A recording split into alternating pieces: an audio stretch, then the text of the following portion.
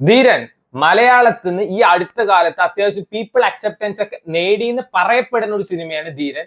Personally എനിക്ക് തോന്നിയില്ലെന്ന് ഞാൻ പറയാം. സൺ നെക്സ്റ്റ് OTT പ്ലാറ്റ്ഫോമിലാണ് സ്ട്രീം ചെയ്യുന്നത്.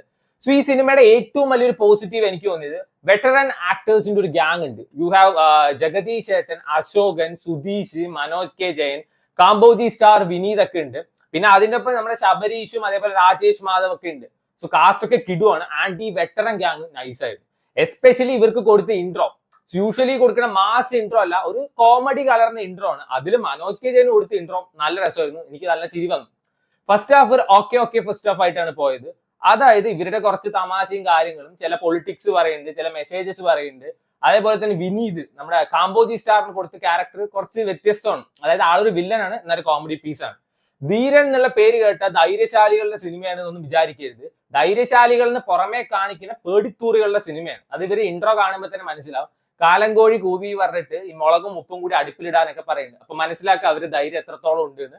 സോ രാജേഷ് മാധവിന് യൂഷ്വലി ഭയങ്കര കോമഡി ക്യാരക്ടേഴ്സ് ഒക്കെയാണ് ആള് ചെയ്യുന്നത്. ഇതിൽ എങ്ങനെയാണെന്ന് വെച്ചാൽ കുറച്ച് ഇമോഷണൽ ആയിട്ടുള്ള, സീരിയസ് ആയിട്ടുള്ള ക്യാരക്ടറാണ് ആള് ചെയ്യുന്നത്. ഞാൻ ഫസ്റ്റ് ഹാഫ് എനിക്ക് ഓക്കെ ഫസ്റ്റ് ഹാഫ് ആയിട്ടാണ് തോന്നിയത്. ആൻഡ് ഇന്റർവെല്ലിൽ ഒരു സസ്പെൻസ് ക്രിയേറ്റ് ചെയ്യാനൊക്കെ അവർക്ക് പറ്റിയിട്ടുണ്ട്.